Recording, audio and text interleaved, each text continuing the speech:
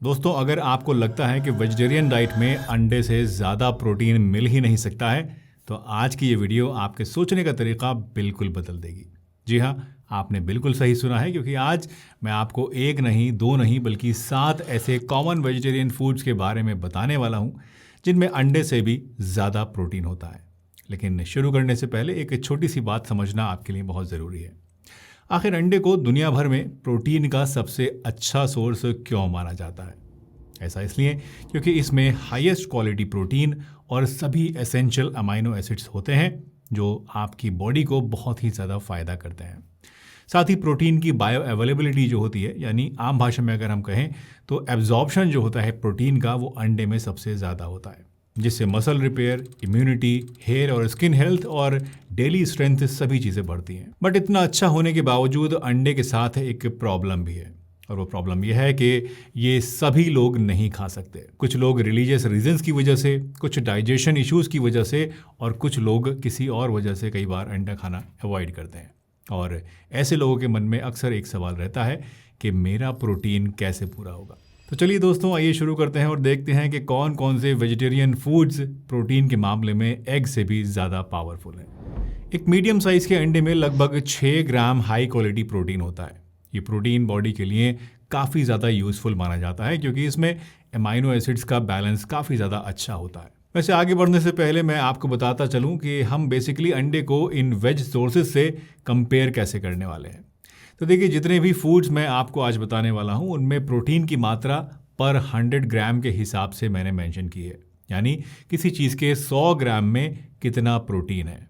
अब इस हिसाब से अगर हम देखें तो एक अंडे में लगभग 6 ग्राम प्रोटीन होता है, तो 100 ग्राम अंडा अगर आप तोलेंगे तो लगभग उसमें आपको 13 ग्राम के आसपास प्रोटीन मिल जाएगा।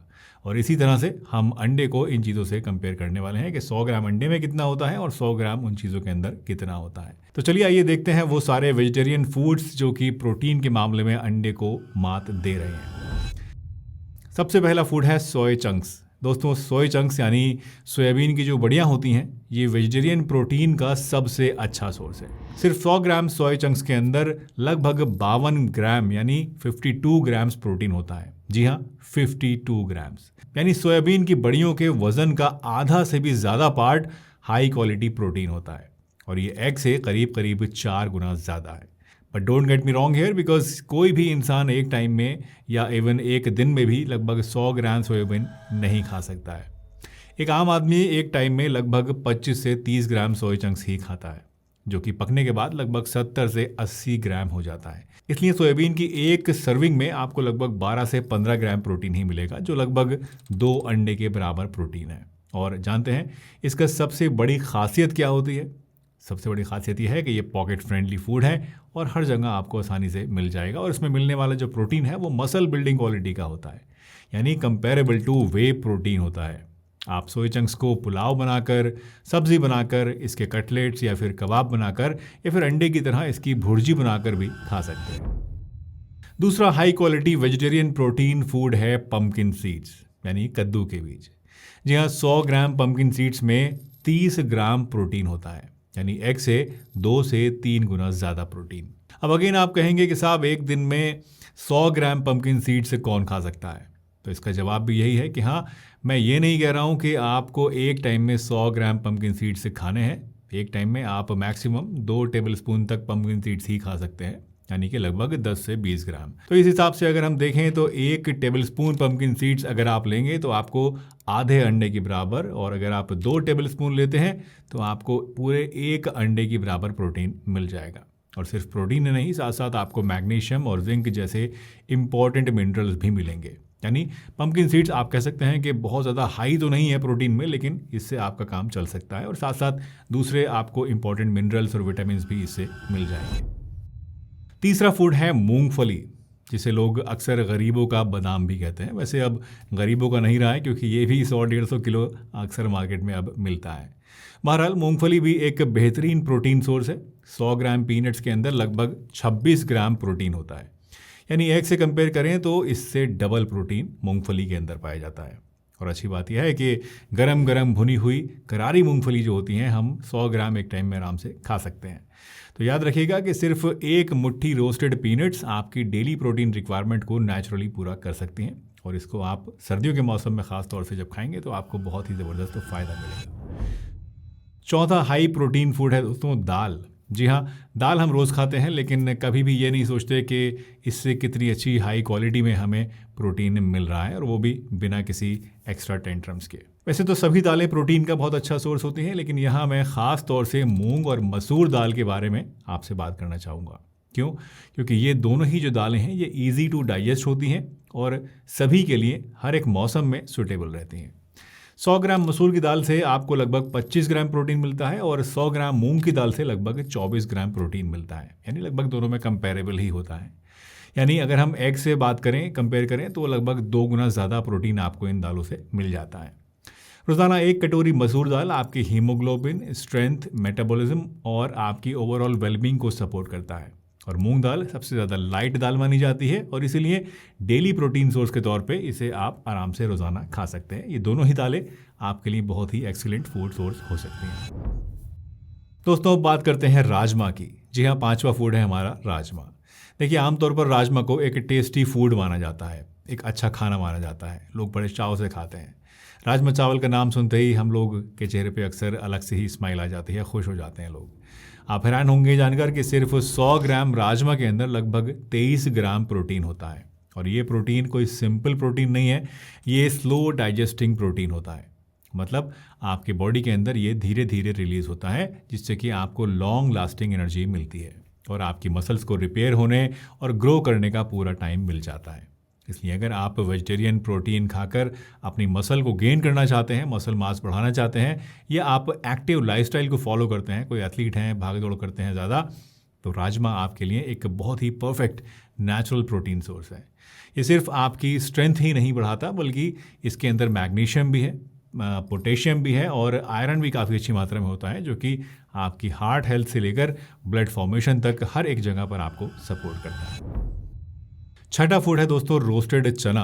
देखिए, रोस्टेड चने को हम सभी लोग अक्सर एक स्नैक समझकर खाते हैं, यानी मस्ती मज़े के तौर पे कभी थोड़ा बहुत खा लेते हैं, लेकिन सच ये है कि ये एक बहुत ही ज़बरदस्त हाई क्वालिटी प्रोटीन फूड है। आप सोचिए, सिर्फ 100 ग्राम रोस्टेड चना के अंदर आपको लगभग 22 ग्राम प्रोटीन मिलता है, वो भी बिल्कुल सिंपल, बिल्कुल अफोर्डेबल फॉर्म के अंदर। और मुझे लगता है कि हम इंडियंस के लिए ये सबसे ज़्यादा प्रैक्टिकल हाई प्रोटीन स्नैक भी है, क्योंकि इसे आप कहीं पर भी खा सकते हैं। इसलिए दोस्तों, अगर आप वेजिटेरियन हैं तो रोस्टेड चना एक ऐसा ऑप्शन है जिसे आप रोज़ाना अपनी डाइट में बिना सोचे समझे, बिना किसी फिक्र के शामिल कर सकते हैं। नेक्स्ट है दोस्तों पनीर। जी हाँ, पनीर को हम लोग अक्सर टेस्ट के लिए एंजॉय करते हैं, चाहे वो पनीर की भुर्जी हो, चाहे पनीर की करी हो, या फिर सिंपल ग्रिल्ड पनीर हो, या पनीर टिक्का हो। लेकिन पनीर की सबसे ख़ास बात यह है दोस्तों कि ये एक नेचुरल हाई प्रोटीन और हाई कैल्शियम वेजिटेरियन फूड है, जिसे आप चाहे जिम जा रहे हो या फिर आप घर पर ही नॉर्मल डाइट को फॉलो करते हो, अपने आप को हेल्दी रखना चाहते हो, हर एक सिचुएशन में आप इसको इंक्लूड कर सकते हैं। और इसमें सिर्फ प्रोटीन ही नहीं, इसके साथ साथ कैल्शियम, फॉस्फोरस, गुड फैट्स और बहुत सारे और दूसरे विटामिन भी होते हैं, जो कि हमारी मसल्स को फ्यूल देते हैं और आपकी बॉडी के अंदर एनर्जी बनाए रखते हैं। और हाँ, एक बार कमेंट करके मुझे ज़रूर बताएं कि आप पनीर सबसे ज़्यादा किस फॉर्म में एंजॉय करते हैं। इसकी भुर्जी बनाकर, टिक्का खाते हैं, करी, या फिर ग्रिल्ड खाना पसंद करते हैं। मैं आपके सभी आंसर्स को पढ़ता हूँ और मुझे काफ़ी अच्छा लगता है जब आप लोग कमेंट्स करते हैं। दोस्तों, वेज प्रोटीन को लेकर लोगों के मन में कुछ ऐसी बातें फैली हुई हैं, कुछ ऐसी धारणाएं बैठी हुई हैं जो कि अक्सर मुझे सुनने को मिलती हैं, और जिसकी वजह से लोग इसको अच्छा नहीं मानते हैं। देखिए, पहली बात जो सबसे ज़्यादा दिमाग में हमारे बैठी हुई है वो ये कि वेजिटेरियन प्रोटीन इनकम्प्लीट होता है, कंप्लीट नहीं होता है। अब यहाँ लोग सिर्फ एक हाफ ट्रुथ जानकर डिसाइड कर लेते हैं कि साहब ये तो बेकार चीज़ है। लेकिन सच बात यह है कि कुछ वेज फूड्स में 1 या 2 एसेंशियल अमाइनो एसिड्स की कमी होती है। आप बस इन्हें सही तरीके से कंबाइन करना सीख लीजिए और बॉडी को पूरा अमाइनो एसिड प्रोफाइल आपके मिलता रहेगा। यानी ऐसा नहीं है कि अगर आप वेजिटेरियन सोर्सेज से प्रोटीन ले रहे हैं तो आपको हमेशा इनकम्प्लीट प्रोटीन ही मिलेगा।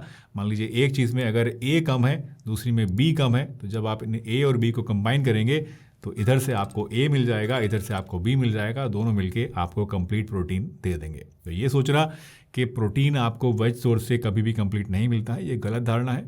और आप अगर सही से कंबाइन करेंगे तो आपको यूजुअली हमारे इंडियन फूड्स के हिसाब से पूरा प्रोटीन मिल जाता है। दूसरा मिसकॉन्सेप्शन है कि मसल बनानी है तो आपको एग या फिर चिकन ही खाना पड़ेगा, वेज सोर्स से कोई बात नहीं बनेगी। ये लाइन तो हमने इतनी बार दोस्तों सुनी है कि लगता है कि जैसे ये वालों कोई साइंटिफिक रूल ही हो। लेकिन मैंने खुद ऐसे हज़ारों वेजिटेरियंस देखे हैं जिन्होंने सिर्फ सोए चंक्स खाकर, सिर्फ राजमा चना खाकर, मूंग दाल जैसे फूड्स खाकर अपनी मसल स्ट्रेंथ में ज़बरदस्त इम्प्रूवमेंट पाया है। और तीसरी बात जो कि लोग बहुत टिपिकल तरीके से कई बार मुझसे पूछते हैं कि डॉक्टर साहब वेज प्रोटीन तो एब्जॉर्ब होता ही नहीं है। देखिए, हमारे ट्रेडिशनल फूड्स जैसे कि मूंग दाल, मसूर दाल, पनीर, रोस्टेड चना, ये सब चीज़ें डाइजेशन फ्रेंडली होती हैं। बॉडी इन्हें आसानी से ब्रेक डाउन कर सकती है और आसानी से एब्जॉर्ब भी कर सकती है और मसल तक प्रोटीन पहुंचने में कोई दिक्कत नहीं होती है। तो दोस्तों, प्रोटीन के बारे में इतनी सारी गलतफहमियां आपको सिर्फ तब तक ही रहती हैं जब तक आपको सही जानकारी नहीं होती।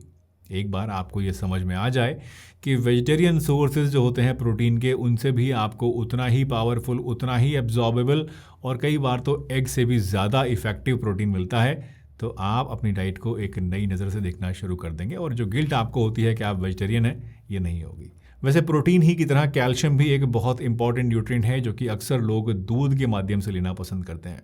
लेकिन कुछ ऐसे फूड्स भी हैं जिनमें दूध से भी कई गुना ज़्यादा कैल्शियम होता है। अगर आप इन फूड्स के बारे में जानना चाहते हैं तो अब आप चाहें तो यहाँ क्लिक करके इस वीडियो को देख सकते हैं। इसमें मैंने कुछ ऐसे फूड्स बताए हैं जो दूध से कई गुना ज़्यादा कैल्शियम आपको देंगे। ये वीडियो पसंद आई हो तो लाइक करके जाइएगा। अगर आपके मन में कोई सवाल है तो नीचे कमेंट करके पूछ लीजिए और अगर आप चाहते हैं कि आगे भी इस तरह की वीडियोज़ आपको मिलती रहें तो सब्सक्राइब भी ज़रूर कर लीजिए।